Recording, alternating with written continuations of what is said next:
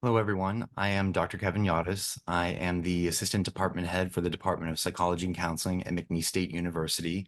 For the past 2 years, I have served as the mental health content expert for the University of Louisiana system, and I'm also the current chair of the Mental Health Advisory Council. Today, we are continuing the Managing Anxiety series for the University of Louisiana system. Specifically, we are talking about resolving conflict, reducing anxiety, a comprehensive approach. We're joined today by Dr. Joanna Thompson from McNeese State University. She is an assistant professor and also the program director for the Applied Behavior Analysis program at McNeese State University. Hello, Joanna. Hi, Dr. Yaudes. Thank you so much for having me this afternoon. It's a pleasure to be here. Thank you. We also want to remind everybody that you can put questions, comments in the chat, and we will be checking the chat throughout our time together today. So we will get started. So, Dr. Thompson, what is the role of communication in resolving conflicts effectively? Absolutely. So for me, conflict resolution is really about confronting our problems by using communication as a tool. I think that each party needs to be willing to come to the table and communicate openly, but more importantly, respectfully with each other. By using communication as a tool, I think it's about shifting that focus from an attack mode to just having an open and communicative approach with that partner, trying to resolve an issue. So, in doing so, we need to take an active listening approach.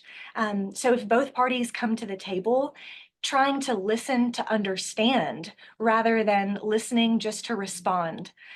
So, some ways that we can approach this would be paraphrasing in conversations, asking each other open ended questions, some probing questions, engaging with each other. So, nods, smiles, engaging in eye contact, simple verbal affirmations, things like that, just remaining engaged and open. Those are ways that we can show each other that we're being respectful and approaching this together. Okay, so coming to the table essentially willingly, that's really speaks to intentionality, which could be challenging. It can be, but I think that also speaks to kind of what we're talking about, conflict. It's not supposed to be easy for either party, but if you're working together for a common goal, you're able to work on that problem together. And being respectful is important. I love that you brought up intentionality as well. So can you share a personal experience where you successfully resolved a conflict, and what strategies did you employ? Sure. So here at McNeese, we're just wrapping up a semester. So I think the example I would like to use is going to stem from academic advising. So we've just finished up advising for the summer and fall semesters. So that's the example I'm going to share. Um, Trying to resolve a conflict with one of my advisees here. They were requesting a permit into a course that they didn't have the prerequisites for.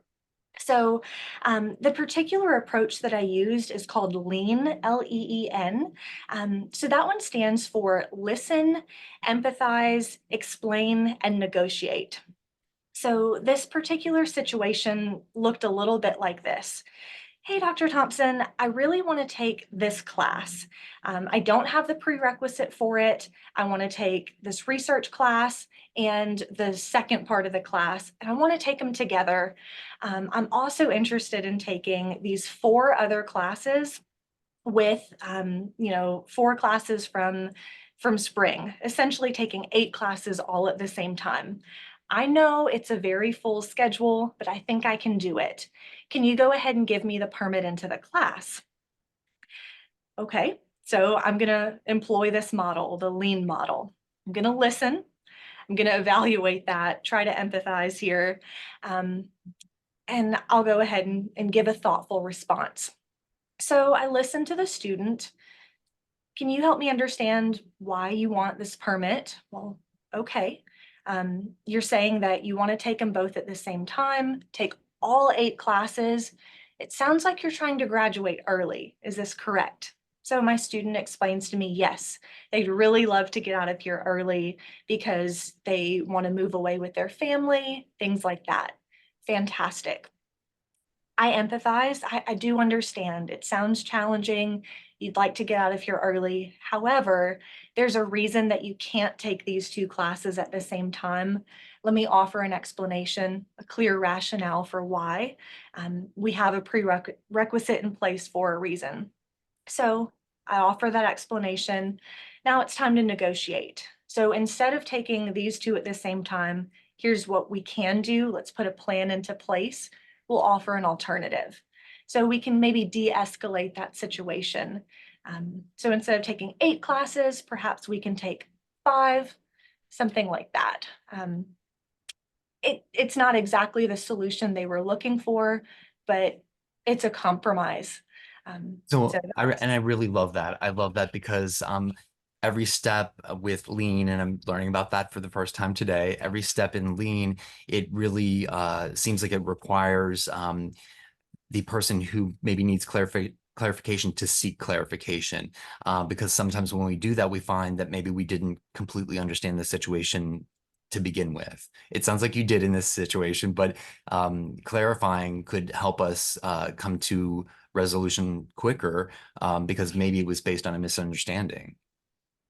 absolutely.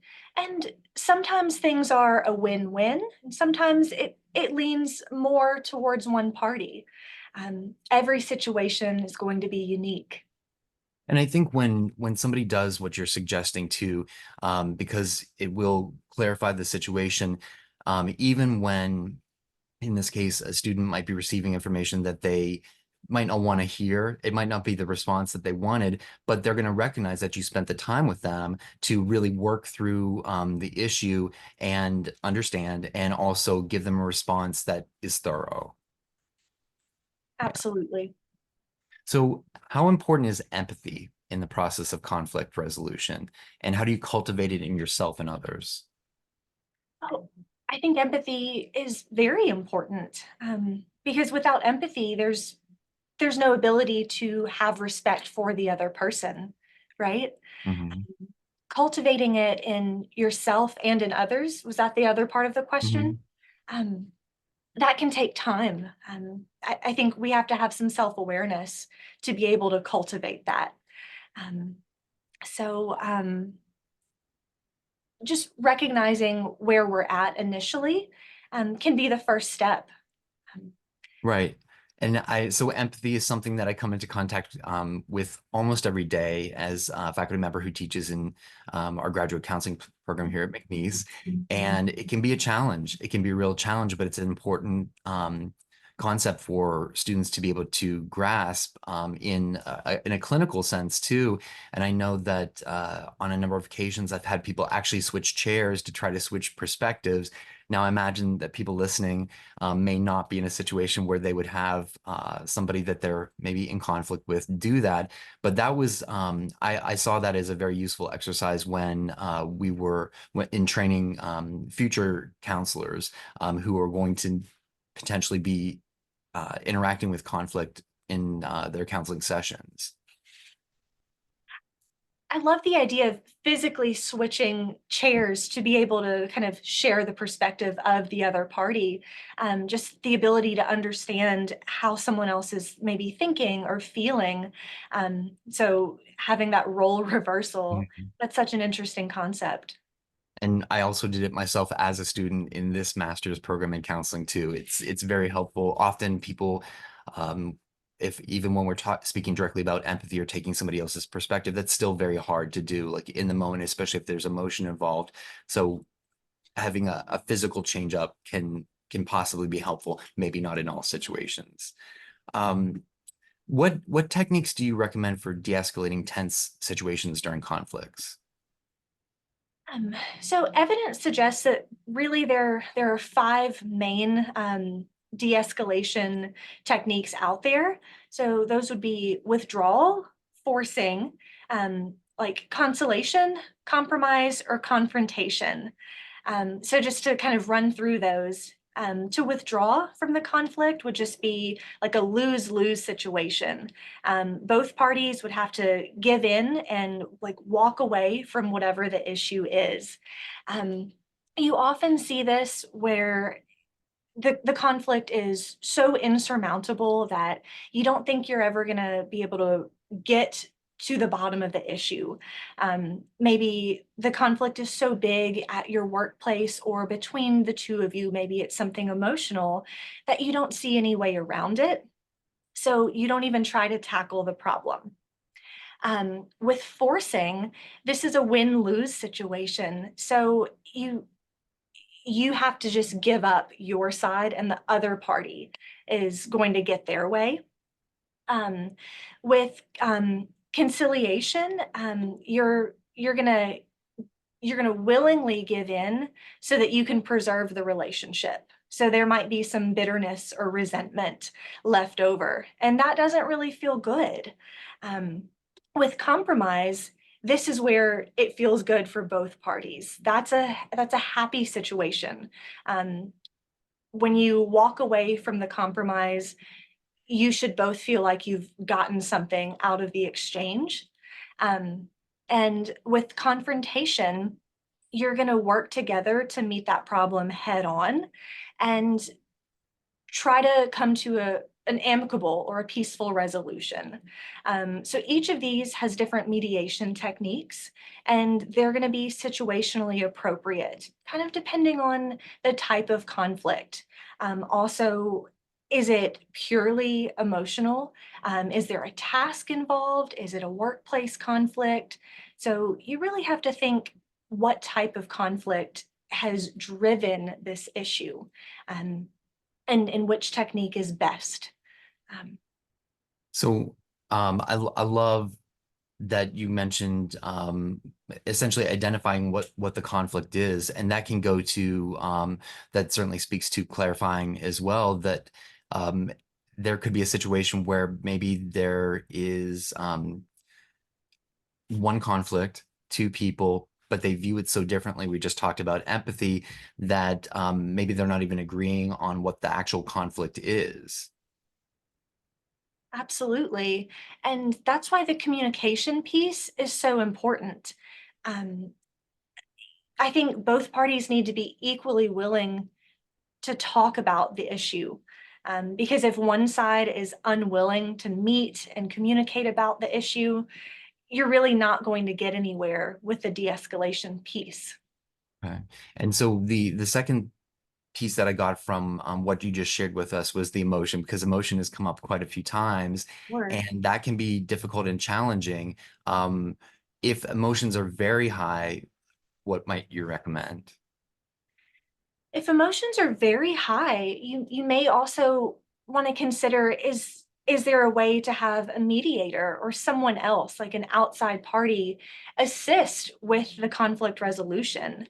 Um, because if the two of you are unable to kind of amicably resolve things, you're not going to be able to work together on your own, right? Mhm. Um, that clarity isn't going to be there. So it's often nice to have like an impartial observer to assist. Right, absolutely. And that impartial observer, um, bringing another party into the mix would also provide some time too, because I think time when no one, and I know this as a counselor, that if somebody is bringing to the table that anger is the issue that they want to work on, sometimes if it's appropriate, I might have them will try to be as angry as you can be for the next 2 minutes. I'm not recommending this to anyone. I'm not saying that we should do this in an appropriate situation with the appropriate client. But what it does usually, what it's always done when I've used it is it's demonstrated that we can't hold on to that intense emotion for very long. And so allowing some amount of time either to bring in a third party or maybe just allowing ourselves to calm down a bit before we respond could go a long way to resolving a conflict too. Um, how do cultural differences influence conflict resolution approaches, and how can individuals navigate these differences effectively?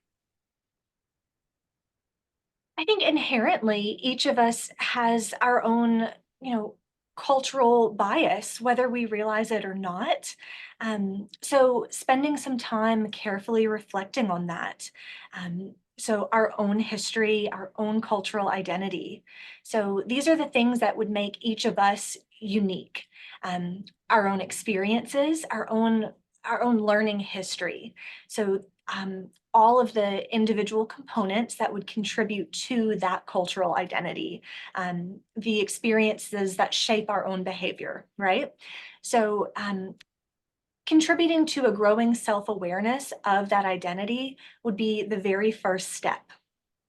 Once you take that first step and you develop that openness and that willingness to just very respectfully explore and appreciate other cultures, I think you're much more likely to just cultivate openness to other approaches to navigating other cultures as well.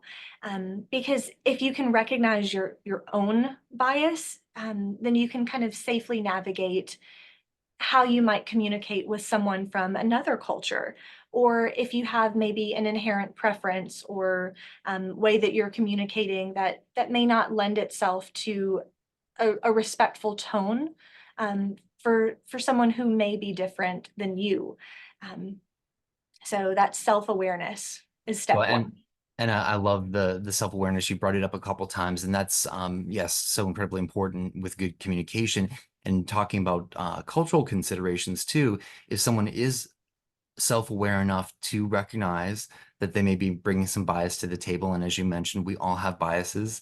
It can be tough to recognize that sometimes, but if we're self-aware to recognize that I have a bias, maybe I'm bringing to this to the table, it may help someone also realize, well, I've got some bias, and help that individual understand that this person has a different perspective as I do. I'm coming with a perspective. Um, how do you balance assertiveness and cooperation when advocating for your interests during a conflict? I think that's a very challenging question. So, there are a lot of words that have kind of a stigma, and I would say assertiveness could be one of those words. We often maybe confuse the word assertiveness with the word aggression. They kind of go hand in hand these days, and so maybe off the bat, clarifying that being assertive is not being aggressive. Um, and sometimes, whereas behaviors that we have to engage in to be assertive may look like we're coming across as being aggressive, it toes the line, if you will. Um, it can be challenging to discriminate between, okay, this person is just displaying as assertive. They're trying to advocate for themselves, advocate for others, but they are not being an aggressor. They're being firm, for example.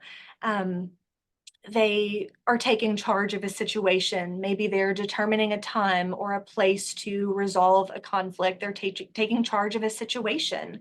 Um, Maybe this person is being assertive in that they are engaging in action items, right? So creating a plan of action to resolve a conflict. They are requesting that two parties meet to come to an agreement about something or to have a discussion.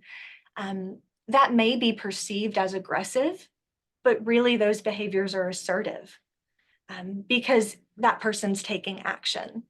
Um, and the other part of the question was, you know, working through cooperative behaviors when advocating for your interest. Um, I think these are actionable things. So taking steps to resolve conflict between yourself and another person, I think that also lends itself to some follow through. So maybe having some documentation, whether that's in writing or following up via email. I'd like to create an action plan. I'd like for the two of us to engage in X, Y, and Z. Can we follow up at this date and time about this situation? Just having a plan, having it clear for both parties, so that maybe those actions aren't misconstrued or misunderstood. Okay.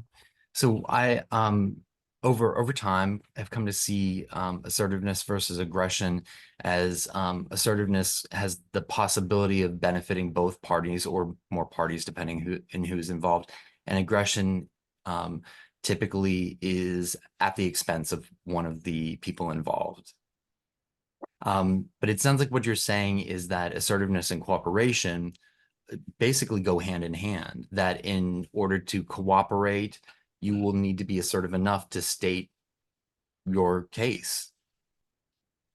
I think so. And it's also about the question asked about advocating for your interest. And so sometimes that advocacy needs action.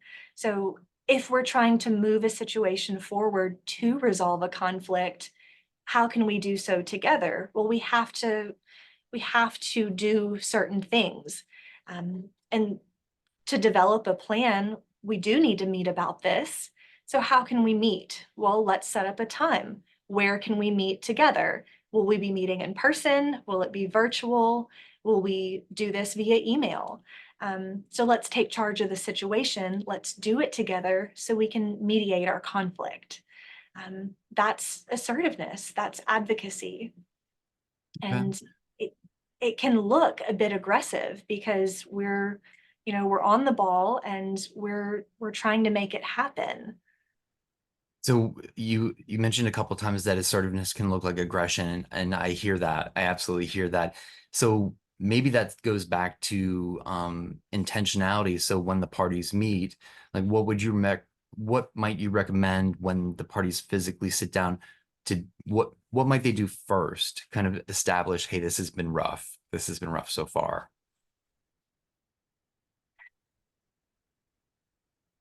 Sometimes if at all possible, having the face-to-face conversations are great because then you can pick up on things like the intonation, the body language, seeing people's expressions are so helpful versus just reading something via text. Sometimes you miss the tone, right?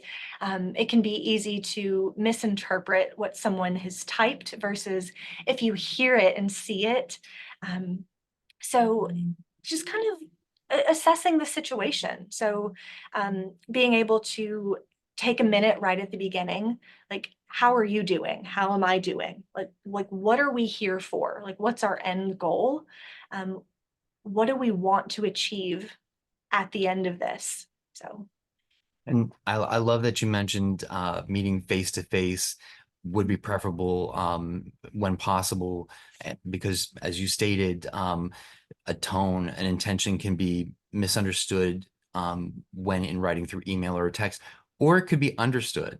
Because I think another part of conflict is that it's a lot easier, and I I know we've had discussions about social media, we have, and also as a system, we've had discussions about social media too, and that anonymity, whether real or I guess just felt when sending a text or sending an email that maybe is aggressive, might not play out the same way if two people were talking face to face. oh, that's such a great point. Sometimes, the the anonymity lends itself to people saying things that maybe they wouldn't say to your face. And so when you have the opportunity, even via a virtual call, I recognize that we're in a Zoom webinar right now, but we still have the opportunity to see each other's faces and you can hear my voice. You can pick up on my expressions from this call. Um, this is even better than an email, right? Mm. So the things that I'm saying right now are also things that I would put in an email. However, if maybe I had particularly scathing feedback, it might be more appropriate for me to deliver that via this type of a call or even better in person. Um, so it, it a person might not be willing to say such scathing things in this type of a context, though. Um, so it's different. The modality is different. Yeah, the modality makes a big difference. It can make a huge difference. Um, what resources or tools do you recommend for individuals or teams looking to improve their conflict resolution skills? Sure. So I thinking in terms of accessibility, um, we always love free resources, right? So LinkedIn actually has an excellent set of resources on cultural competency and conflict. I'm not sure how many of our viewers use LinkedIn, but you can access their toolkit and actually get a badge on cultural competency and conflict. So I think that's one resource that I would heavily recommend. Um, Another would be positivepsychology.com. They have an 18 resource toolkit available as well. And they also have some references to graduate programs that might not be as relevant, but the free resources that are listed are all peer reviewed and empirical. So I'm a big advocate for that. I always like scholarly articles. And then the National Conflict Resolution Center, they have some badges from lots of government agencies and PDF resources that you can download and like one-page printouts that might be helpful if you're kind of in a time crunch and don't have much time to consume literature. That would be a good resource as well. Thank you. I did not know that LinkedIn had anything like that. And the National Conflict Resolution Center, is that Yes. the resource you meant? That is new information to me today as well. Thinking about tools and resources that people can look for and utilize to help resolve conflict. Sometimes, in my experience, when I'm talking to somebody and utilizing skills to de-escalate a situation, it can feel very artificial either to the individual speaking or the individual receiving information, the two people involved. I'll give an example. So, a counseling example. So, working with a couple, it's fairly typical for a counselor to indicate what the fair fighting rules are, and essentially that is laying out in the session how we're going to communicate. We're not going to yell. We'll take breaks if we need to, that type of thing. And then having individuals repeat back what the other said is effective and is part of the skills that you've been mentioning in this conversation. But it can feel really weird to have your role be to, now I'm going to repeat back what I just heard. So I think that could be a little bit of a stumbling block for some individuals, that it can just feel so different from the way that we typically communicate that maybe that's aversive to some extent. Have you had a similar experience? And maybe I'm not putting it very clearly, but some of the tools that we use, and I'm going back to the I will say something and then the person I'm speaking to will repeat it back. That can feel really wonky in the beginning. Oh, absolutely. Because I think that really speaks to that active listening skill. It takes a long time to develop the patience to engage in active listening and that kind of natural call and response. Okay. And maybe that's some more of the intentionality piece too, that I think for maybe many people who are listening, maybe you don't have uh, regular conflict in your life, and that's great, but if somebody is in maybe a job where like customer service, so maybe a customer service rep would interact with conflict maybe more than others. And so though using the types of tools and resources that you mentioned might be a bigger benefit for them, because they would have the opportunity to get past that awkwardness about active listening, which is not something that we always do naturally. Um, how do you address conflicts that stem from misunderstandings or miscommunication? So that's a really good question.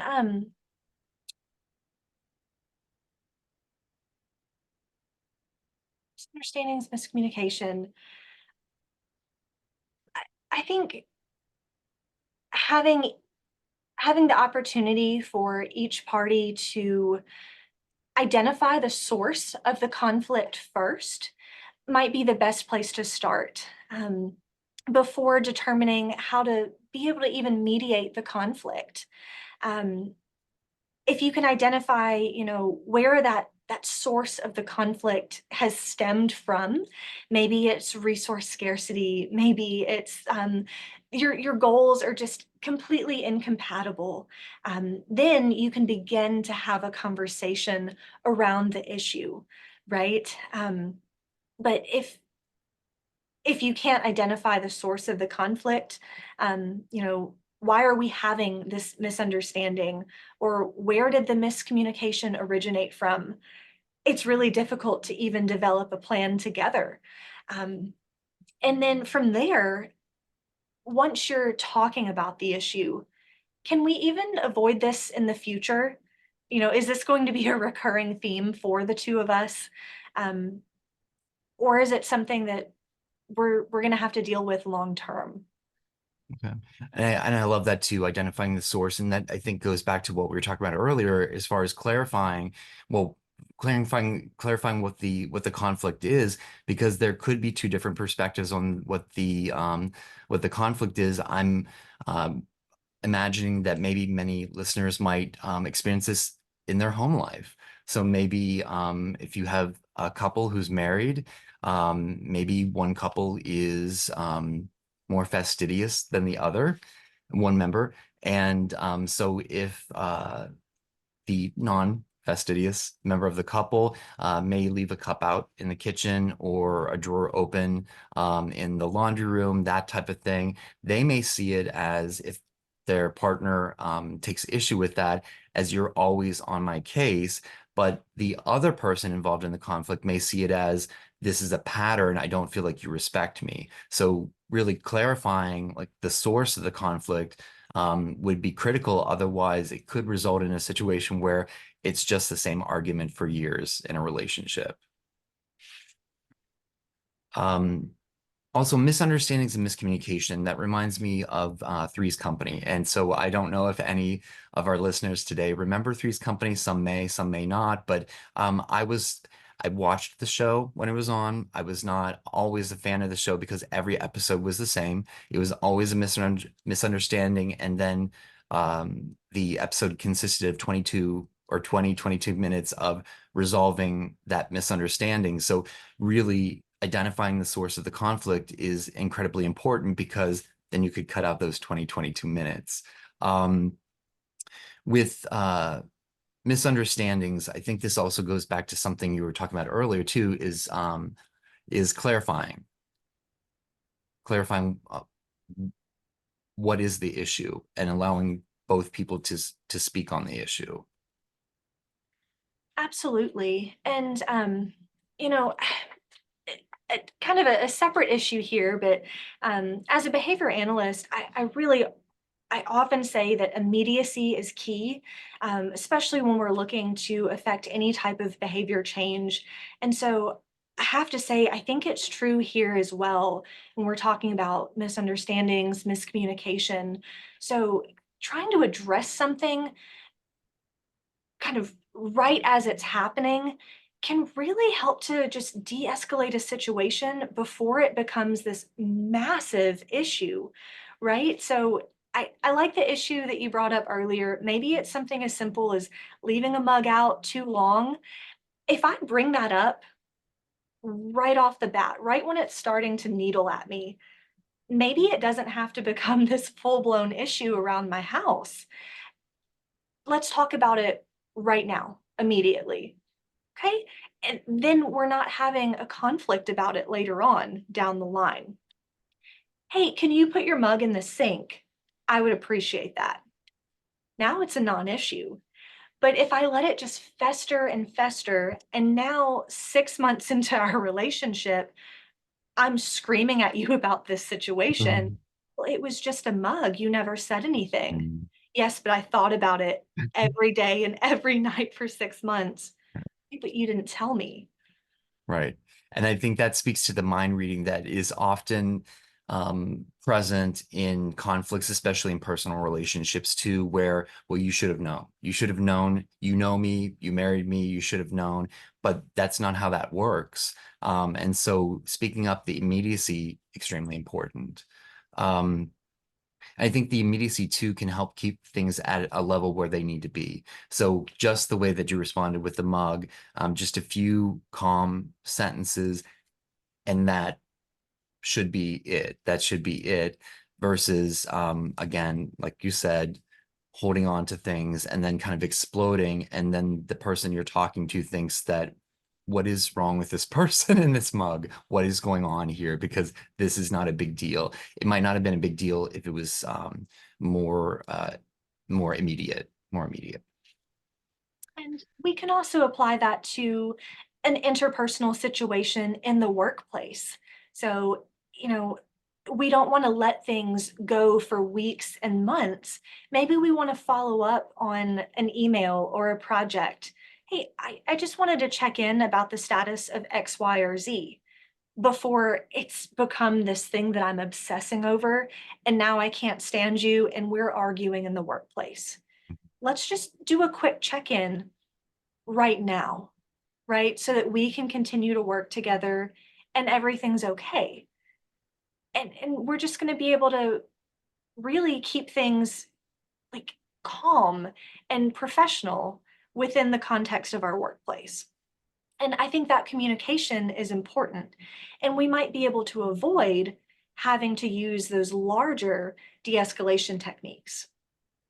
So I love the idea of a check-in, and for me, that also suggests too that as part of just checking in, that there, uh, my assumption is that a check-in would be very genuine too, so that what a person might share is like, "Hey, I'm frustrated. I want to talk about this," and then lay out what they're frustrated about. Saying I'm frustrated in a calm way is very different than yelling over a mug that hasn't been addressed for 6 months. And I think that that's something too that can it's not necessarily the way that we naturally communicate, or maybe most people naturally communicate, sitting down and saying, "I'm frustrated with you. I'm frustrated with this situation. Let's talk about it." It feels odd, but saying those words really sets the stage for a healthy check-in. And that speaks to that open communication that we talked about earlier as well. It's not an attack on the other person, it's just an I statement. I'm frustrated. I love it. So finally, what advice would you give to individuals who want to become more effective at resolving conflicts in their personal and professional lives? So, kind of one of the themes of this conversation, I think you mentioned it. I talked quite a bit about self-awareness. We have to check in on ourselves first. So, where are we at with our own ability to recognize, like, hey, am I doing okay with conflict resolution skills? Like, do I need to learn a little bit more before I can engage with others? Like, am I okay at being open? And if not, let's look at some resources. And, are you willing to have a tough conversation? Are you willing to try active listening? Um, if so, fantastic. Um, what can we do to work well with people in our lives, whether that's, at home, in the workplace? Can we also engage in some like proactive behaviors? Maybe that's scheduling things around coworkers who might be particularly challenging. Can we change our own behavior first, I think is what I'm getting at. Just to make things easier to manage, because it's Yeah. easy to change ourselves versus to change someone else. Right, absolutely. And I think that really speaks to, personal ego. So it's important to have a healthy ego, but sometimes ego feeds into conflict, and having the self-awareness and the willingness to maybe check our own ego at the door, because we're intentionally and willingly meeting with somebody to resolve a conflict, that can be really tough. Sometimes people may not believe that they have an ego, but we do. And that can be a tough realization to come to regarding yourself. Okay. Well, thank you very much, Dr. Thompson. I appreciate your time today. Thank you for joining me with Resolving Conflict, Reducing Anxiety, a comprehensive approach. And I'm sure this conversation will continue. Thank you. Thanks for having me. Thank you.